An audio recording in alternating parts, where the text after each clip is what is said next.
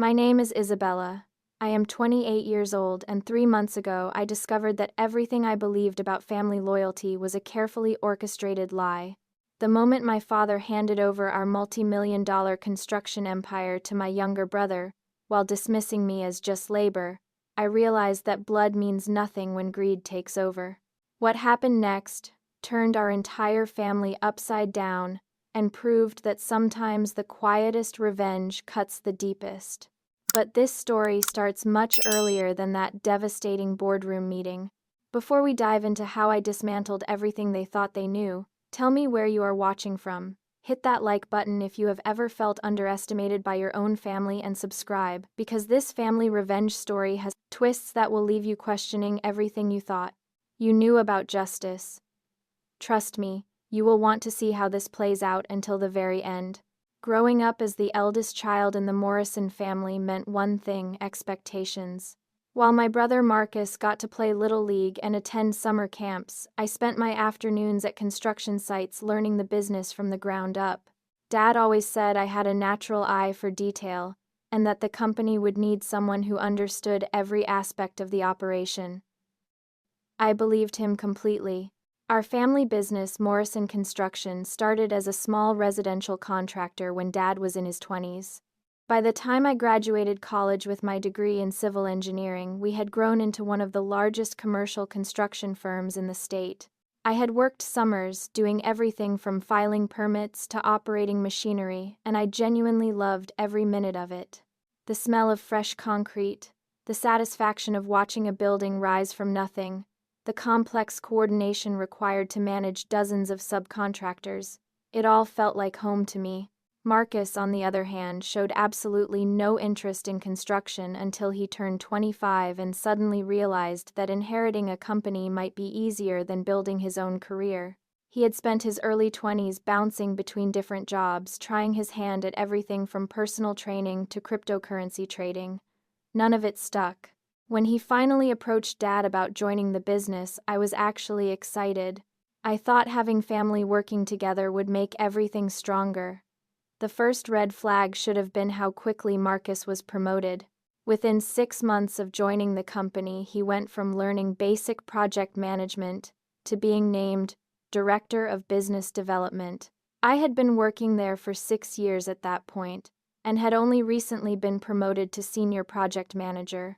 When I asked Dad about the rapid advancement, he brushed off my concerns with a casual comment about Marcus having natural leadership qualities and fresh perspectives. The second red flag came during our quarterly family dinners, where business talk was supposedly off limits, but somehow always dominated the conversation. Marcus would casually mention meetings I had not been invited to, strategic decisions I had not been consulted on, and client relationships he was apparently spearheading, despite having no prior experience with those accounts. When I tried to contribute to these discussions, Dad would change the subject or suggest we keep work at work. But the third red flag was the one that shattered my entire worldview. It happened on a Tuesday morning in March when I arrived at the office early to review blueprints for our largest project, a mixed-use development worth $12 million. I had been the lead engineer on this project from the initial proposal stage, and we were scheduled to break ground in 2 weeks. As I walked past the conference room, I heard voices and saw Dad and Marcus inside, with our company lawyer reviewing what looked like official documents. Through the glass, I could see Dad pointing to specific sections of paperwork while Marcus nodded seriously. What caught my attention was how formal everything looked. This was not a casual conversation. I knocked and entered, expecting to be welcomed into whatever planning session was happening. The silence that followed was deafening. Dad and Marcus exchanged a look that I had never seen before, and our lawyer quickly gathered the papers together. When I asked what they were discussing, Dad gave me a smile that felt completely hollow and said they were just reviewing some standard corporate paperwork that did not concern the operational side of things. That phrase, "does not concern the operational side," stuck with me all day. Since when was I considered only operational? I had been involved in every major business decision for years. I knew our financial statements better than anyone except our accountant. I had personally negotiated contracts worth millions of dollars. Yet suddenly I was being treated like middle management rather than a key stakeholder in a family business. The breaking point came 2 weeks later during what I thought was our regular monthly staff meeting. Dad had called everyone into the main conference room, which was unusual since these meetings typically happened in his office, with just the department heads. Marcus was there looking unusually formal in a suit I had never seen before. Our lawyer was present again, along with someone I did not recognize, who turned out to be a notary. Dad began the meeting by talking about the growth of the company and how proud he was of what we had built together. He mentioned the upcoming projects, the expansion into new markets, and the need for strong leadership moving forward. Everything sounded positive until he started talking about succession planning and the future structure of the company. That was when he announced that effective immediately Marcus would be taking over as president and CEO of Morrison Construction. I would remain in my current role, which he described as essential operational support, but clarified that all major business decisions would now flow through Marcus. The worst part was how he phrased it: Isabella has always been our most reliable worker, but Marcus has the vision and leadership qualities necessary to take this company to the next level. Just labor. That is what I heard, even though he used prettier words.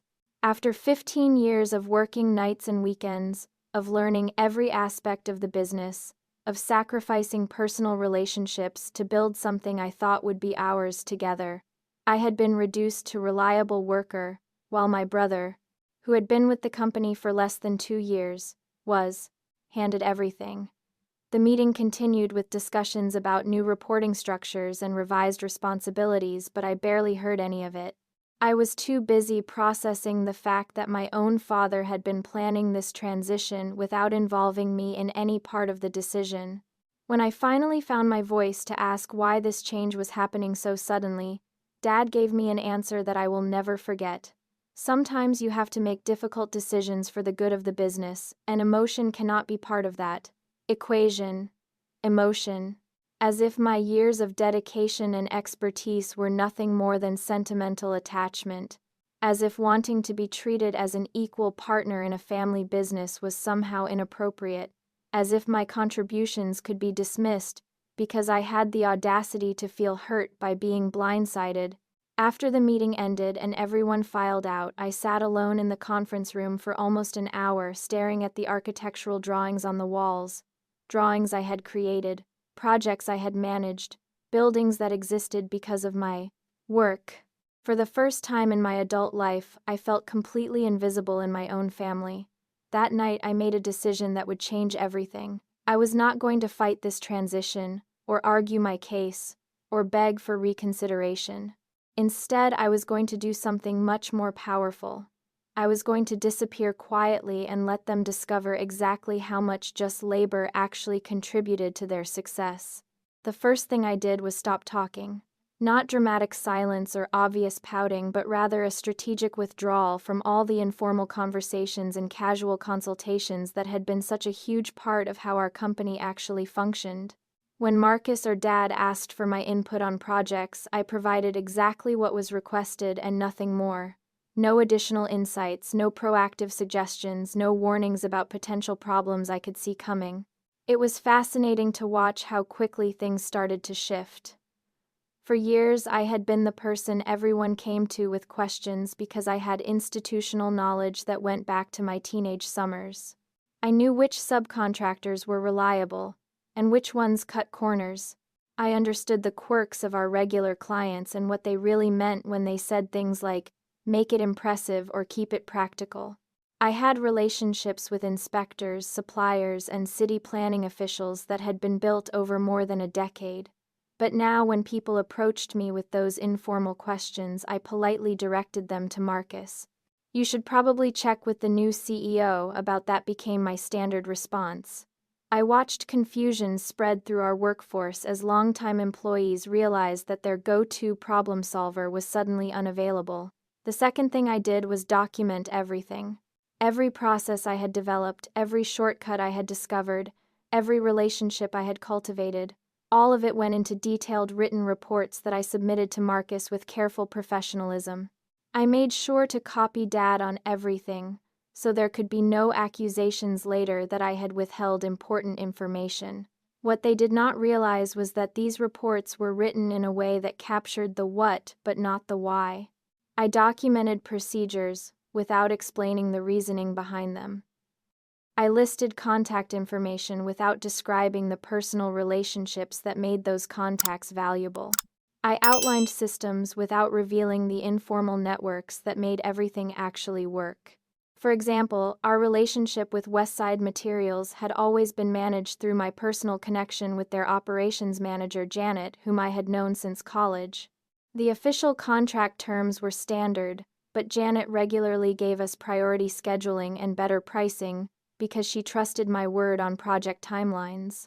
My report to Marcus listed Janet as the primary contact and included her direct phone number, but it did not explain that she specifically worked with us because of our personal relationship or that maintaining that relationship required remembering details about her kids and asking about her husband's recovery from his surgery. The third strategic move was creating what I privately called my insurance policy. I started keeping copies of everything at home, not just my own work but emails, meeting notes, financial documents, and correspondence that I had been copied on over the years. This was not industrial espionage. Everything I copied was information I had legitimate access to as a senior member of the team. But I had a growing suspicion that my access to information might become limited, and I wanted to protect myself. My suspicions proved correct when I discovered that Marcus had asked our IT department to adjust my system permissions. I only found out because Jenny, our office manager, mentioned it casually while we were discussing a permit issue. Apparently, I no longer had access to the financial planning software or the client relationship management system that I had been using for years. When I asked Marcus about it directly, he gave me a response that was clearly rehearsed. We are streamlining access to sensitive systems to improve security and ensure that information flows through proper channels. Proper channels meaning him. The message was clear: I was being systematically excluded from the real business operations. That evening, I made a decision that surprised even me. Instead of confronting this situation or demanding explanations, I started planning my exit strategy. But this was not going to be a dramatic resignation with shouting and door slamming. This was going to be a careful, methodical extraction that would leave them scrambling to figure out what had hit them. The first part of my plan involved securing my own future. I started quietly reaching out to contacts in the industry, not to complain about my family situation but to explore opportunities. I discovered that my reputation in the local construction community was much stronger than I had realized. People knew my work and respected my expertise separate from the Morrison name. Within 2 weeks, I had 3 different companies expressing interest in hiring me, including 2 that specifically mentioned projects where they had observed my management style and wanted me to lead similar initiatives for them. One conversation in particular stood out. Davis & Associates, a firm that specialized in sustainable commercial development, offered me a partnership track position with immediate profit sharing. The managing partner, Sarah Davis, told me something that struck me like lightning. We have been watching your work for years and wondering when you might be ready to move beyond the family business constraints. Family business constraints. She had identified something I had never articulated even to myself. Working within a family structure meant that my professional growth was always limited by family dynamics rather than merit. It meant that my contributions were viewed through the lens of daughter and sister, rather than engineer and business professional. The second part of my plan involved timing. I could not just disappear immediately without raising suspicions, but I also could not wait so long that Marcus and Dad had time to fully establish their new operational rhythm. I needed to leave at the moment when my absence would create maximum disruption while appearing to be a reasonable career move. I identified the perfect window, the final phase of our largest project, the mixed-use development that I had managed from inception. We were scheduled to begin the most complex part of the construction in 6 weeks, involving coordination between 8 different subcontractors and requiring daily oversight of regulatory compliance issues. This was exactly the kind of situation where my institutional knowledge and relationships would be irreplaceable. During this planning phase, I also started paying closer attention to the informal office dynamics. What I discovered was that I was not the only person feeling unsettled by the recent changes. Several longtime employees had expressed concerns about Marcus's lack of experience and Dad's apparent disengagement from day-to-day operations. People were worried about job security and wondering whether the company culture they had grown to love was going to survive the transition. I did not encourage these conversations or add fuel to anyone's concerns, but I listened carefully. What I learned was that my departure would likely trigger a much larger conversation about the direction of the company and whether other experienced team members should also be exploring alternatives. The most revealing conversation happened with Tom Rodriguez, our senior project supervisor who had been with Morrison Construction for 12 years.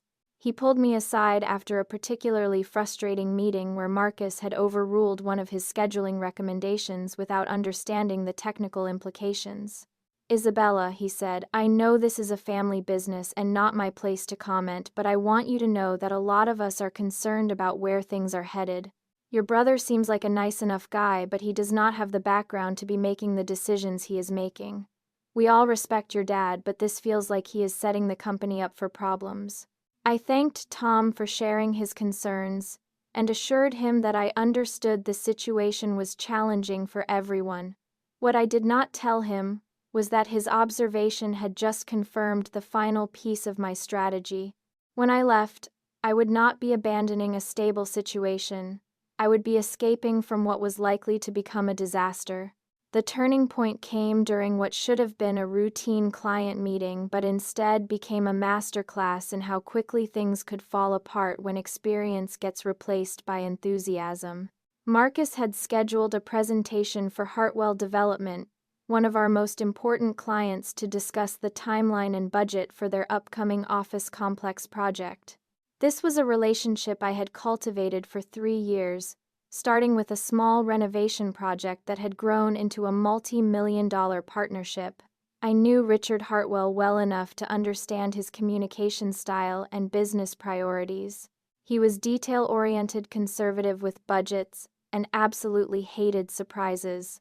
Most importantly, he valued competence above everything else and had very little patience for what he called corporate theater. Our successful relationship was built on straightforward communication and reliable delivery.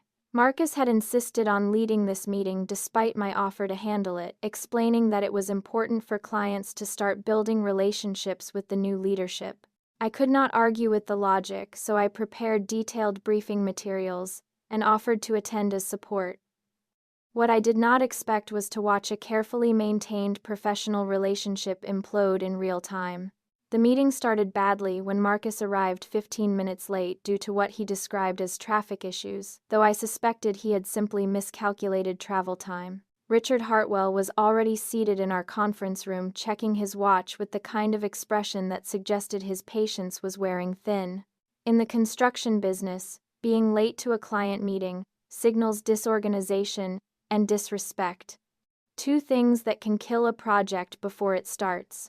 Marcus launched into a presentation that he had clearly prepared without consulting the project files or understanding the client's specific requirements. He spent the first 10 minutes talking about Morrison Construction's innovative approaches and fresh perspectives, using buzzwords that sounded impressive but had no connection to what Hartwell Development actually needed.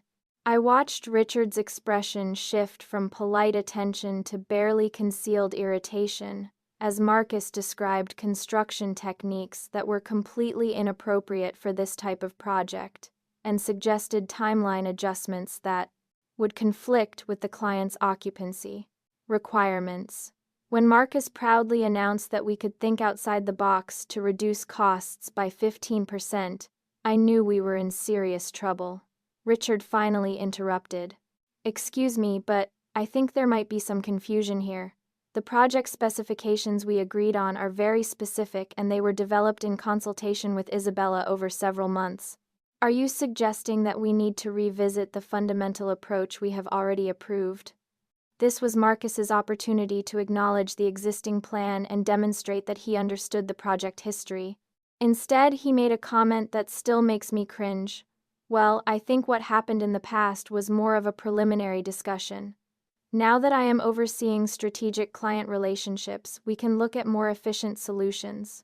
The silence that followed was deafening. Richard turned to look at me with an expression that clearly asked whether I was going to allow this conversation to continue. I found myself in an impossible position: either contradict my brother publicly or watch a crucial client relationship disintegrate. I chose a middle path, suggesting that perhaps we should schedule a follow-up meeting to ensure everyone was aligned on project details. Richard agreed, but as he gathered his materials to leave, he made a comment that I knew was intended for my ears. "Isabella, I think we need to have a serious conversation about whether Morrison Construction is still the right fit for this project." After Richard left, Marcus seemed genuinely confused about what had gone wrong.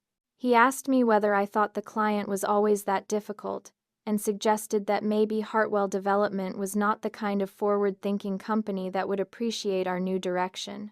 The fact that he could not see the problem was almost more alarming than the meeting itself. That afternoon, I made a decision that would accelerate everything. Instead of trying to repair the damage from Marcus's presentation or scheduling damage control conversations with Richard Hartwell, I did something that felt both liberating and terrifying: absolutely nothing. I let the situation sit exactly as it was and waited to see what would happen next. What happened next was predictable. Richard Hartwell called Dad directly the following morning to express concerns about the change in project management and to request clarification about whether Morrison Construction was still committed to the original project specifications.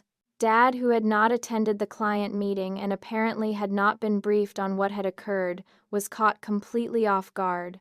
The phone call I received from Dad that afternoon was unlike any conversation we had ever had. His voice carried a tension I had rarely heard, as he asked me to explain what had happened in the meeting and why our most important client was threatening to terminate a 7-figure contract. For the first time since the leadership transition, I heard uncertainty in his tone. I provided a factual summary of the meeting without editorial commentary, describing exactly what Marcus had presented and how Richard had responded. I did not need to explain why the client was upset. The facts spoke for themselves. When Dad asked what I thought we should do to address the situation, I gave him an answer that was both honest and strategic. I think Marcus should call Richard directly, to apologize for any confusion, and to confirm that we remain committed to the original project plan. Dad was quiet for a long moment before asking whether I thought Marcus was capable of handling that conversation effectively. This was the first time he had expressed any doubt about the leadership transition, and I realized that my response would be crucial. "I think Marcus means well, but he might benefit from more preparation before taking on complex client relationships," I said carefully. "Maybe it would be helpful if he had more time to learn the business before managing our most important accounts." What I did not say was that I thought Marcus was completely out of his depth and that putting him in charge of client relationships was going to destroy the company. But I did not need to say it. Dad was smart enough to connect the dots himself. The crisis deepened over the following week as other clients began expressing concerns about the leadership changes. Word travels fast in the construction industry, and our reputation for reliability was starting to suffer. When Mountain View Properties called to request confirmation that I would still be managing their upcoming project, Marcus made another critical error by assuring them that all projects would now be handled through his office for improved coordination. Mountain View Properties had worked with me on 4 previous projects over 5 years.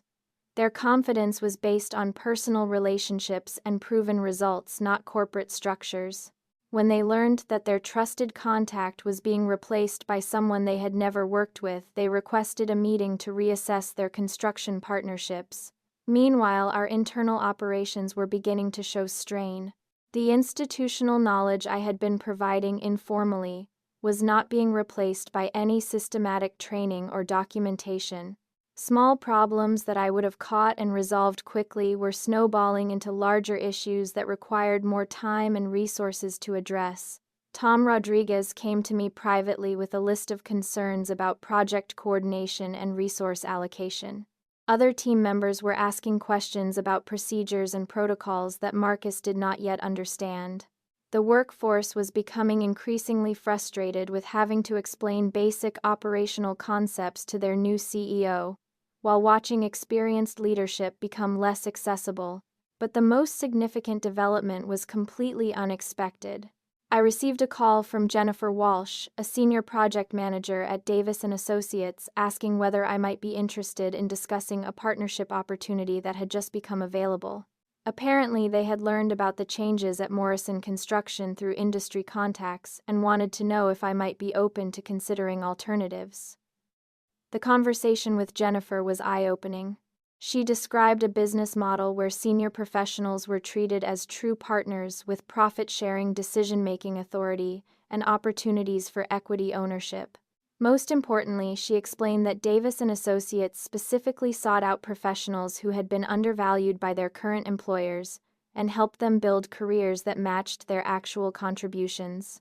As I listened to her describe what my professional life could look like outside of family business constraints, I realized that I had been preparing for this opportunity without even knowing it. All of my careful documentation, strategic withdrawal, and relationship building had positioned me perfectly for a clean transition to a company that would value my expertise appropriately. The timing was perfect. Marcus and Dad were finally beginning to understand the scope of their problems, but they had not yet reached the point of panic that might lead them to make desperate offers to keep me. I could leave on my own terms with a clear career advancement opportunity, while they were still convinced that my departure would be manageable. My resignation letter was a masterpiece of professional courtesy that revealed nothing about the storm it was about to unleash. I scheduled the meeting for a Thursday morning, knowing that Fridays were always chaotic with project deadlines, and that Marcus would have the weekend to contemplate the full scope of what my departure actually meant. I arrived at the office early and placed identical copies of my resignation letter on Dad's desk and Marcus's desk, along with comprehensive transition documents that I had been preparing for weeks. The documents were thorough, professional, and completely useless without the context and relationships that made them meaningful. Every procedure was documented, but the nuances that made those procedures work were locked in my head. When Dad found the letter, his first reaction was confusion rather than alarm. He called me into his office and asked whether this was some kind of negotiation tactic or emotional response to the leadership changes. I could see that he genuinely believed my departure was a temporary setback that could be resolved with the right conversation. "Isabella, I understand you might be feeling overlooked, but family businesses require difficult decisions," he said, using the same tone he had used when I was 16 and upset about missing a school dance to work a weekend project. "We can discuss adjusting your role or compensation if that would help you feel more valued." I let him finish before responding with words I had rehearsed carefully. "Dad, this is not about feeling valued or needing adjustments. I have accepted a partnership position at Davis & Associates that represents a significant career advancement opportunity. My last day here will be next Friday." The word partnership hit him like physical blow. For the first time, he seemed to understand that I was not asking for more responsibility within Morrison Construction. I was leaving to get the recognition and authority that another company was willing to provide immediately. Marcus arrived at the office an hour later and burst into Dad's office, where we were still talking, waving his copy of my resignation letter like evidence of a crime. "What is this supposed to mean?" he demanded. "You cannot just quit in the middle of projects. We have contracts and deadlines and client commitments." His reaction confirmed everything I had suspected about how little he understood about business operations. In his mind, people were interchangeable resources that could be managed through authority and scheduling. The idea that losing a key person might require fundamental changes to how work gets accomplished had apparently never occurred to him. "I am providing 2 weeks' notice, which is standard professional courtesy," I replied calmly. All of my current projects are documented in the transition materials I have provided, and I will be available to answer questions during the transition period. What I did not mention was that my transition materials were designed to highlight exactly how much institutional knowledge was walking out the door. Every document contained lists of contacts, procedures, and relationships that would need to be rebuilt from scratch. The transition checklist alone was 12 pages long and covered everything from vendor relationships to permit procedures to client communication protocols. Dad spent the rest of that day making phone calls trying to understand what Davis and Associates had offered me and whether Morrison Construction could match it. What he discovered was that they had not just offered me more money, they had offered me equity decision-making authority and recognition as a senior partner in a growing firm. It was not a job offer. It was a business opportunity that acknowledged my professional capabilities. By the end of the week, the first cracks in their confidence were starting to show. Richard Hartwell had called to express concerns about project continuity and to request confirmation that I would be completing the oversight of his office complex project. When Marcus assured him that the transition would be seamless, Richard asked to speak with Dad directly about risk management and quality assurance protocols. Other clients began making similar calls as word of my departure spread through industry networks. The construction community was smaller than most people realized, and news about key personnel changes traveled quickly. Clients who had worked with me on previous projects started asking questions about project management continuity and whether their contracts included provisions for personnel changes. Meanwhile, our internal operations were becoming increasingly chaotic. Tom Rodriguez submitted his own resignation letter on Wednesday, citing concerns about management direction and operational stability. 2 other senior team members requested meetings with Dad to discuss career development opportunities, which everyone understood was code for wanting to know whether they should start looking for other positions. The crisis deepened when our largest subcontractor, Precision Electrical, called to express concerns about payment schedules and project coordination. They had worked exclusively with Morrison Construction for 8 years, but their relationship had been built on personal trust and communication patterns that were now disrupted. When Marcus tried to reassure them that business would continue as usual, they requested written guarantees about payment terms and project management protocols. Dad finally asked me to stay through the end of the month to help with project transitions, offering a substantial bonus and a promise to reconsider the organizational structure if I would delay my departure. This was the moment I had been waiting for, the acknowledgement that my contributions were not easily replaceable and that their planning had been inadequate. But instead of negotiating or expressing interest in staying, I maintained my professional demeanor and explained that Davis and Associates was expecting me to begin immediately after my notice period ended. I had already committed to my new position, and delaying would not be fair to my new partners. The word partners was deliberate. Every time I used it, I could see Dad and Marcus processing what it meant. I was not leaving for another job. I was leaving for an ownership stake in a competing firm. I was not just changing employers, I was becoming competition. On my final Friday, I completed my last walkthrough of active project sites, submitted my final reports, and handed over my company phone, laptop, and access cards. The transition meeting with Marcus lasted 6 hours, as I explained systems, relationships, and procedures that were about to become his responsibility. What struck me most about that meeting was his growing realization of how much he did not know. Every answer I provided led to 3 more questions, and every procedure I explained revealed dependencies and complexities that he had never considered. By the end of the day, he looked genuinely overwhelmed. Dad shook my hand as I left, and for a moment I saw something in his expression that might have been regret. "I hope you know that you will always have a place here if things do not work out," he said quietly. I thanked him for the opportunity to learn the business and for all the experiences we had shared over the years. What I did not say was that things would definitely work out and that the place I had always belonged was somewhere that recognized my value from the beginning, rather than discovering it only after I was walking away. The phone calls started on Monday. I was sitting in my new office at Davis and Associates reviewing project portfolios and meeting with my new partners when Marcus called for the third time before noon. Each call was increasingly frantic as he discovered new problems that required immediate attention.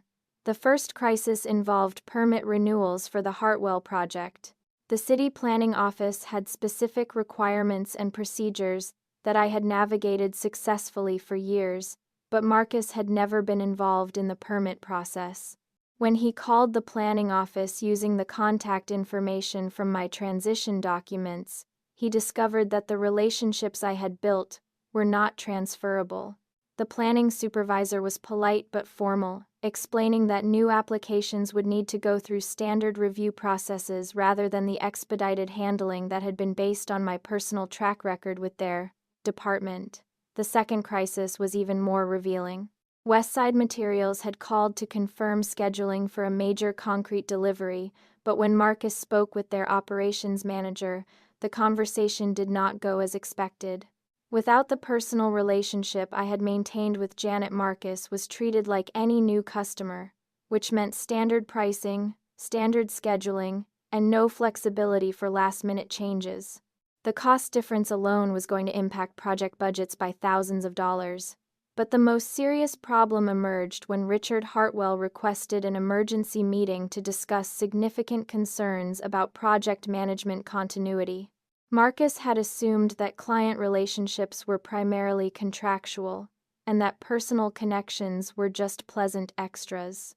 He was about to discover that in the construction industry, trust and communication are often more important than legal documents. I did not take Marcus's calls after the first day. My transition documents had been comprehensive, and I had fulfilled my professional obligations during the notice period. More importantly, I was genuinely busy learning my new role at Davis and Associates and beginning to understand what my career could look like when I was treated as a valued partner rather than disposable labor. The difference was remarkable. At Davis and Associates, my first week included strategy meetings, where my input was actively sought, project reviews, where my experience was treated as valuable expertise, and planning sessions, where I had actual decision-making authority. Sarah Davis, the managing partner, made a point of introducing me to clients and industry contacts as her new partner, and made clear that my opinions carried weight in company decisions. Meanwhile, the situation at Morrison Construction continued to deteriorate. Tom Rodriguez called me privately to let me know that 2 more employees had given notice, and that Dad had started attending daily operations meetings for the first time in months. Apparently, the casual management style that had worked when I was handling most coordination and problem-solving was not sufficient when those responsibilities fell back on Marcus and Dad. The breaking point came 3 weeks after my departure, when the Hartwell project hit a major snag. A routine inspection had identified problems with electrical coordination that I would have caught and resolved weeks earlier. Because Marcus did not understand the technical relationships between different construction phases, the error was not discovered until significant work had to be redone. The cost overrun was substantial, but more importantly, it represented exactly the kind of problem that Hartwell had hired Morrison Construction specifically to avoid. Richard Hartwell's response was swift and decisive. He terminated the contract, citing fundamental concerns about project management capabilities and quality control standards. In the construction industry, losing a major client for cause is not just about the immediate financial impact. It creates reputation problems that can affect future business for years. When Dad called me personally to ask whether I would consider returning to help salvage the situation, I knew that their crisis had reached the point where pride was being set aside in favor of survival.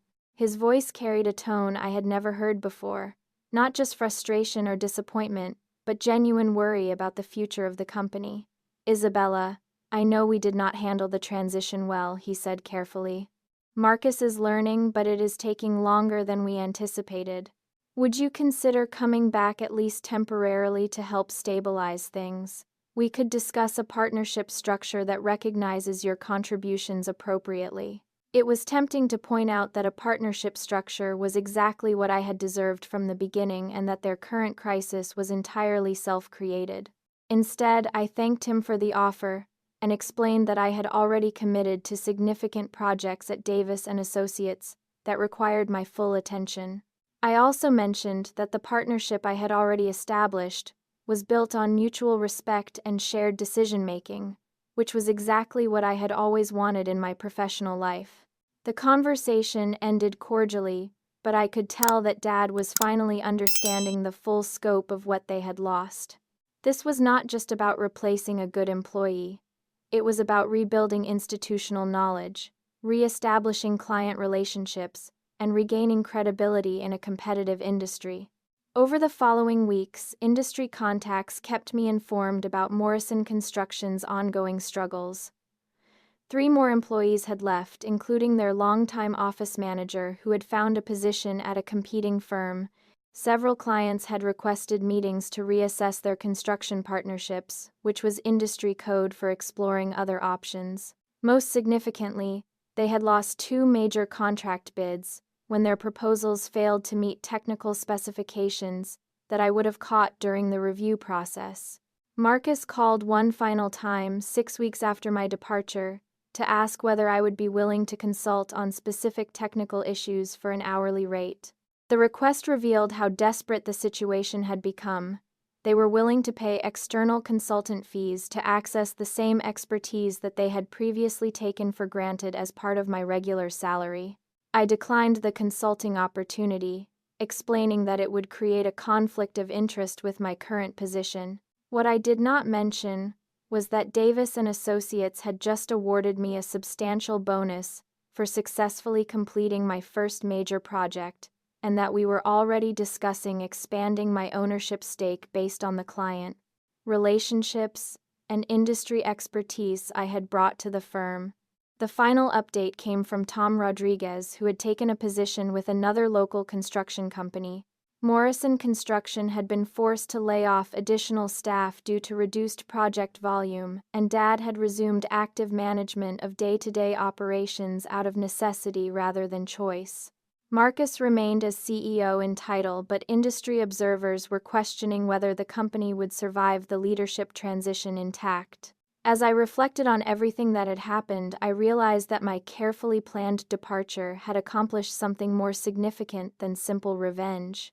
It had created a situation where the true value of my contributions became impossible to ignore, while simultaneously demonstrating that competence and loyalty could not be taken for granted indefinitely.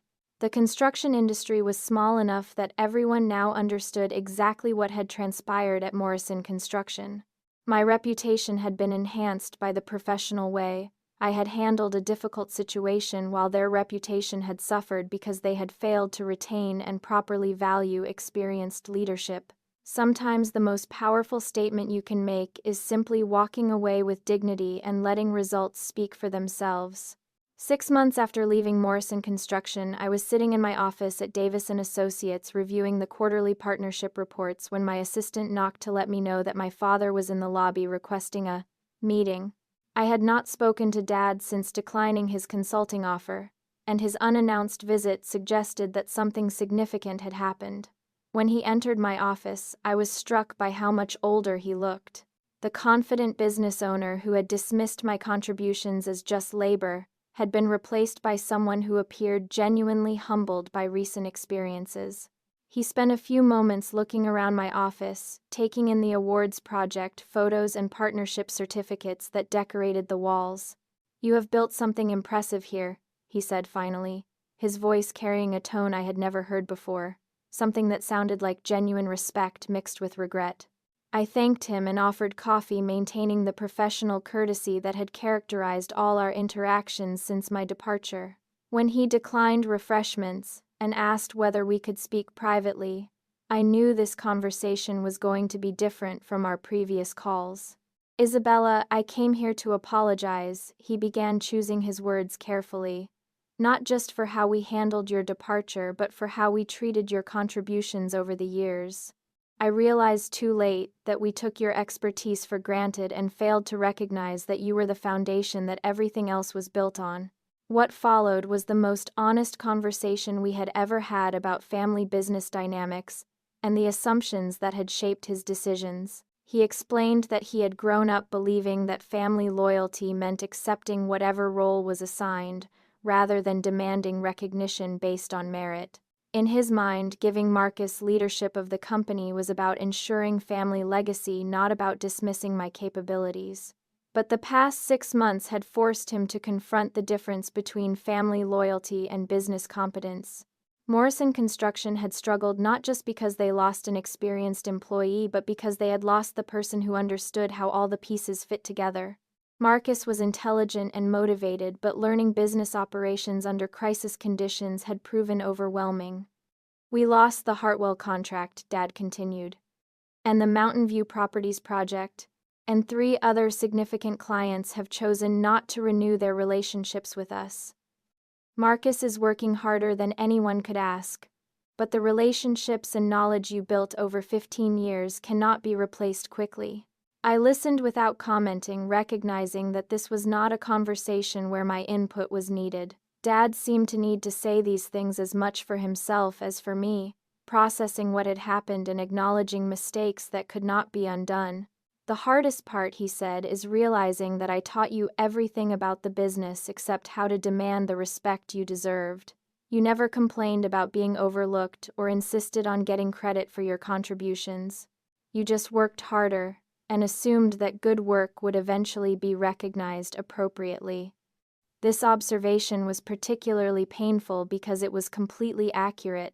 I had internalized the idea that proving my worth through performance was more important than advocating for myself professionally. It had never occurred to me that quiet competence might be interpreted as contentment with whatever recognition others chose to provide. I know it is too late to undo what happened, Dad continued, but I want you to know that Marcus and I both understand now what we lost when you left. More than that, we understand that we never valued what we had when you were still there. When he finished speaking, I thanked him for coming to tell me these things directly, rather than communicating through intermediaries or industry contacts. I also shared something that I had been thinking about during the months since my departure. The experience of being undervalued by family had taught me to recognize and insist on appropriate treatment in all my professional sides, relationships. Working here has shown me what it feels like to be treated as an equal partner from the beginning, I explained. My opinions carry weight in company decisions, my expertise is sought out rather than taken for granted, and my contributions are recognized through both compensation and ownership stakes. I never realized how much I was settling for, until I experienced what I actually deserved. Dad nodded slowly, seeming to understand that this was not just about the specific situation at Morrison Construction, but about fundamental differences in how my professional value was perceived and respected. Before he left, he asked whether there was any possibility of future collaboration between our companies. Morrison Construction was struggling with the technical aspects of several projects, and Davis & Associates had expertise in sustainable development that his clients were increasingly requesting. It was a thoughtful question that acknowledged the new reality of our relationship. Instead of asking me to return as an employee or family member, he was proposing a business partnership between equals. The irony was not lost on either of us. He was now offering the kind of professional collaboration that should have been available years earlier. I agreed to explore potential collaboration opportunities, but made clear that any arrangement would need to be structured as a formal business relationship with appropriate contracts and compensation. The family dynamics that had shaped our previous working relationship could not be part of future professional interactions. 3 months later, Davis & Associates signed a consulting agreement with Morrison Construction for technical oversight of their sustainable development projects. The arrangement was profitable for both companies and allowed me to maintain professional relationships with former clients who had been caught in the middle of the family business turmoil. But more importantly, the consulting relationship gave me an opportunity to observe how Marcus had grown during his trial by fire period as CEO. The crisis management experience had taught him lessons about business operations that might have taken years to learn under normal circumstances. He was more humble, more willing to seek advice, and more realistic about the complexities of running a construction company. During one of our project coordination meetings, Marcus made a comment that suggested he had learned something valuable from the entire experience. "I always thought that being in charge meant making all the decisions yourself, but I am learning that good leadership is mostly about recognizing what you do not know and finding people who can fill those knowledge gaps." It was exactly the kind of insight that comes from being forced to confront the difference between authority and competence. Marcus had discovered that real leadership requires understanding your limitations and building teams that compensate for those limitations. As I reflect on everything that happened, I realize that leaving Morrison Construction was not just about seeking better professional recognition. It was about learning to value myself appropriately and refusing to accept treatment that did not match my contributions. The family drama that started with being dismissed as just labor had taught me lessons about self-advocacy and professional worth that extended far beyond that specific situation. Today, I am a full partner at Davis & Associates with equity ownership and decision-making authority that reflects my actual contributions. I have built relationships with clients and industry contacts who know me as a competent professional rather than someone's daughter who happens to work in the family business. Most importantly, I have learned that loyalty should be reciprocal, and that competence deserves recognition regardless of family dynamics. The construction industry is small enough that everyone knows what happened at Morrison Construction and how it led to my success at Davis & Associates.